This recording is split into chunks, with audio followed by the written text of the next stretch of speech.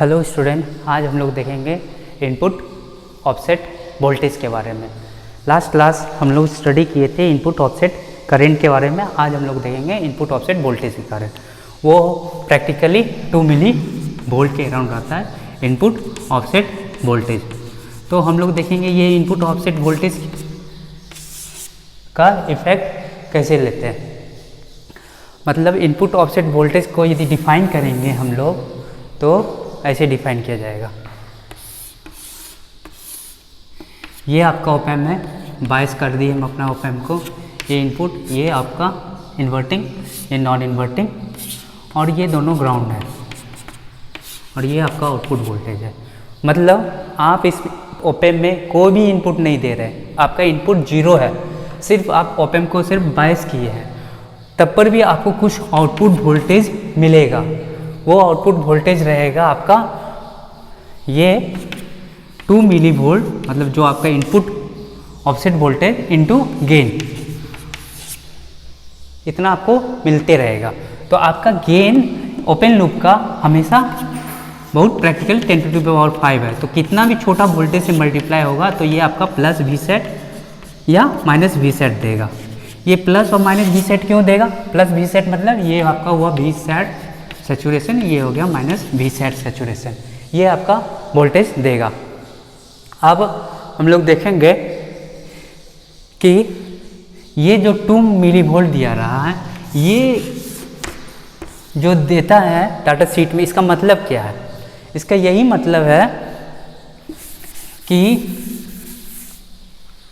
आपका यदि ग्राउंड किया हुआ है, कोई इनपुट नहीं दिया गया है, तब पर भी आपको आउटपुट कुछ मिलेगा। सपोज आपको x वैल्यू ऑफ आउटपुट मिल रहा है, तो हम लोग क्या करेंगे, एक वोल्टेज सोर्स लेंगे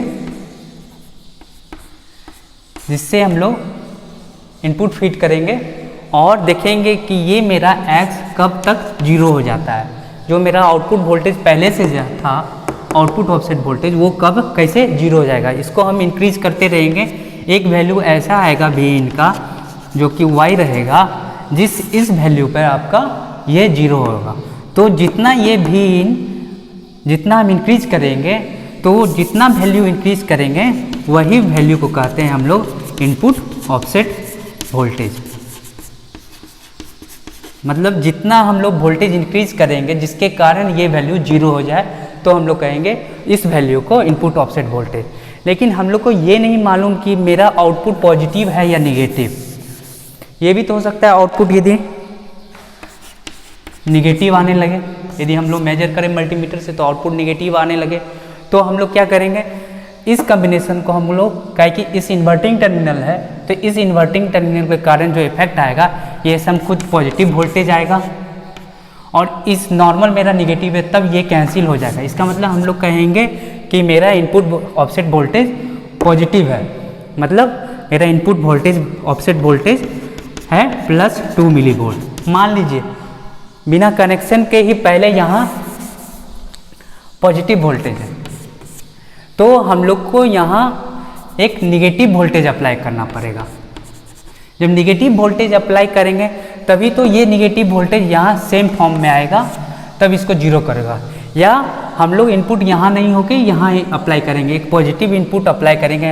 यदि ये नहीं करेंगे तो यहाँ एक पॉजिटिव इनपुट अप्लाई करेंगे जो अपना इफेक्ट बदल लेता है और माइनस कर लेता है, क्योंकि जो भी चीज़ हम लोग इन्वर्टिंग पे अप्लाई करेंगे वो माइनस साइन के साथ देता है, तो ये जीरो कर देगा। इसका मतलब हम लोग क्या कहेंगे कि ये मेरा जो है इनपुट ऑफसेट वोल्टेज वो निगेटिव में है। तो हम लोग इस टर्मिनल से देखेंगे, इन्वर्टिंग नॉन इन्वर्टिंग टर्मिनल से देखेंगे, तो ये बहुत इजी हो जाएगा पता करने में कि मेरा इनपुट ऑफसेट वोल्टेज पॉजिटिव है या नेगेटिव है। तो अब हम लोग लैब में कैसे कैलकुलेट करेंगे कि मेरा इनपुट ऑफसेट वोल्टेज क्या है। तो इसके लिए हम लोग क्या करेंगे, एक नॉर्मल सा एक छोटा सा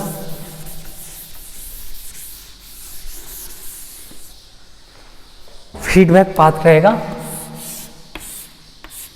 जो मेरा प्रैक्टिकल ऑप है, जो हम लोग गेन जो यूज करेंगे, जिसके कारण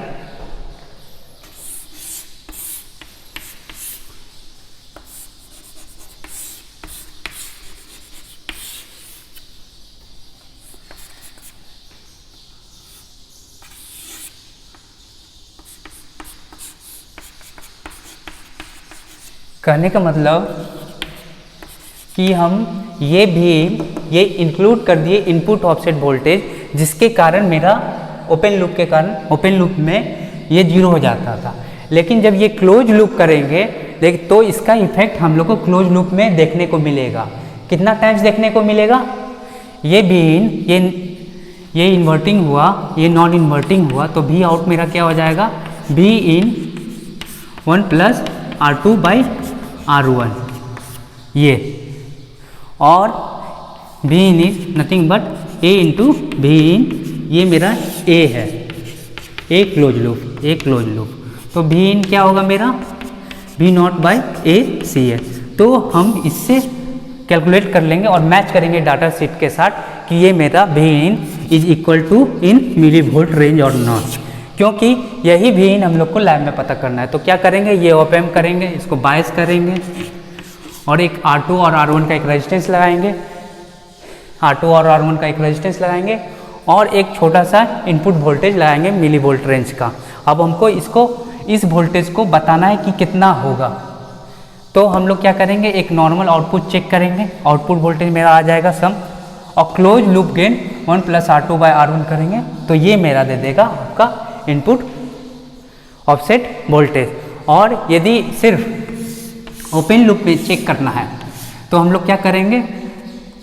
ये ओपन लूप है, यहाँ आउटपुट हम लोग मान लीजिए कुछ मिल रहा है, तो हम लोग सिंपली यहाँ एक वोल्टेज सोर्स से हम लोग वेरिएशन करेंगे नॉन इन्वर्टिंग टर्मिनल पे, और देखेंगे किस पर ये 0 हो रहा है। तो इस इनपुट वोल्टेज को हम लोग कह देंगे मेरा इनपुट ऑफसेट वोल्टेज। ये मेरा इनपुट ऑफसेट वोल्टेज हुआ, और इसके कारण जो आउटपुट आ रहा है उसको आउटपुट वोल्टेज का ऑफसेट वोल्टेज कहते हैं। मेरा आउटपुट ऑफसेट वोल्टेज दो कारण आता है, एक आपका इनपुट ऑफसेट वोल्टेज के कारण, और एक आपका आता है इनपुट ऑफसेट करंट के कारण। तो इनपुट ऑफसेट करंट का यदि हम लोग नलीफाई कर दे इफेक्ट, तो टोटल आपका इफेक्ट सिर्फ दिखेगा इनपुट ऑफसेट वोल्टेज के कारण। तो ऐसे हम लोग लैब में इसको कैलकुलेट कर लेंगे, कैसे हम लोग को इनपुट ऑफसेट वैल्यू कैलकुलेट करना है। अब हम लोग दूसरा पैरामीटर पे जाएंगे, इनपुट रेजिस्टेंस पे। वो कैसे हम लोग लैब में कैलकुलेट करेंगे? आइडियली यदि इनपुट दो पैरामीटर आज हम लोग देखेंगे, और एक इनपुट रेजिस्टेंस का और एक आउटपुट रेजिस्टेंस का। तो इनपुट रेजिस्टेंस क्या होता है? आइडियल, और ये प्रैक्टिकल। ये इन्फिनिटी रहता है, ये 0 रहता है, और ये 2 मेगा ओम और ये 75 ओम। ये हम लोग का आइडियल और प्रैक्टिकल वैल्यू है। तो इनपुट रेजिस्टेंस कैसे चेक करेंगे? डाटा शीट में ये वैल्यू दिया रहेगा आपका 2 मेगा ओम है, और हमको चेक करना है प्रैक्टिकल लैब में जाके कि कैसे पता करेंगे इनपुट रेजिस्टेंस इस ऑप एम्प। ये ऑप एम्प दे दिया गया है एक, तो हम लोग कैसे पता करेंगे कि इनपुट रेजिस्टेंस क्या है? तो इसका भी सिंपल मैटर है। अब हम लोग वही सिंपल एक सर्किट बनाएंगे फीडबैक का, R2 और R1, और ये इन्वर्टिंग, ये हो गया नॉन इन्वर्टिंग, और हम लोग एक यहाँ इनपुट वोल्टेज देंगे। इस इनपुट वोल्टेज के कारण एक आउटपुट वोल्टेज आएगा V0 equal to 1 plus R2/R1 into आपका जो V इन है। तो ये तो गेन है आपका A close loop into V इन और V0। ये आपका आउटपुट ऐसे शो करेगा। लेकिन हम लोग कैसे करेंगे, कैसे कैलकुलेट करेंगे कि मेरा इनपुट रेजिस्टेंस क्या होगा?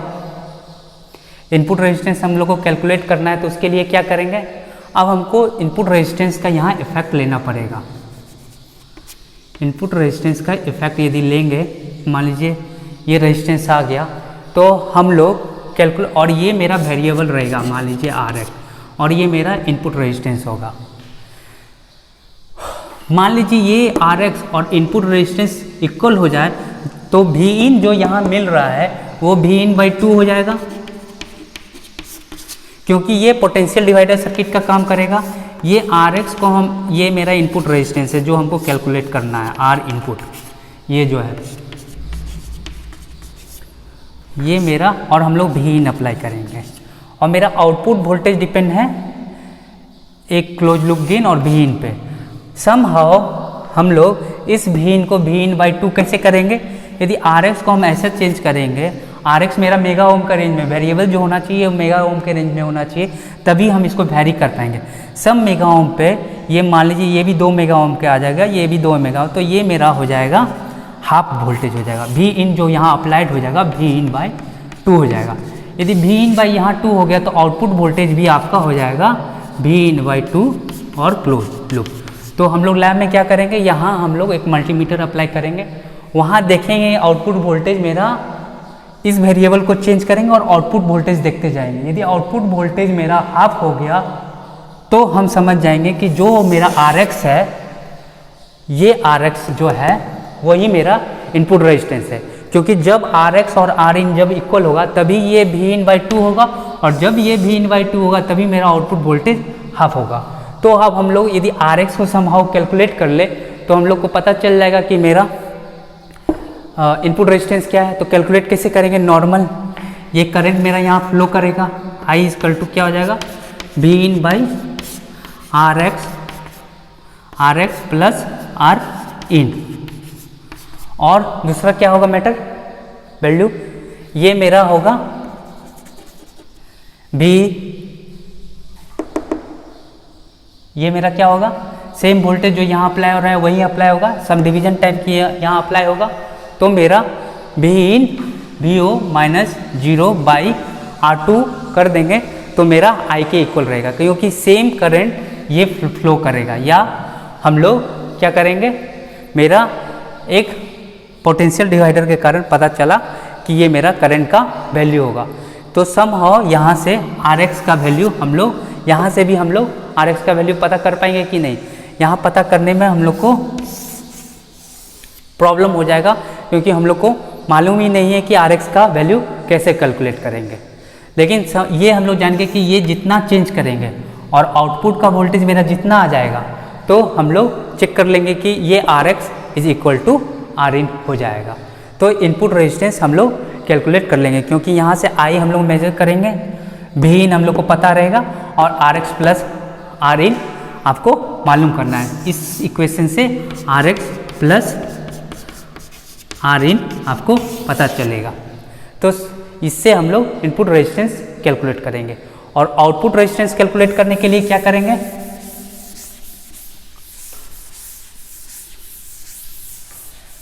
अब आउटपुट रेजिस्टेंस मेरा 0 है, वो भी आपका सम ओम में है। उसके लिए हम लोग क्या करेंगे, ये सिंपल एक वही सर्किट बनाएंगे, लेकिन हम लोग को मालूम है जो भी वोल्टेज यहाँ अप्लाई होता है,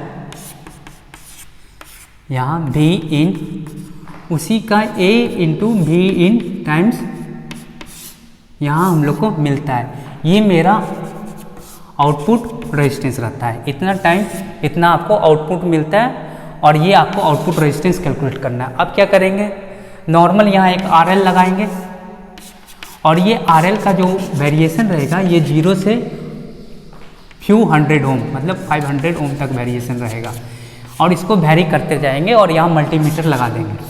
जब मल्टीमीटर लगाएंगे पहले चेक करेंगे बिना RL का, पहले RL इक्वल टू 0 रखेंगे तो देखेंगे V0।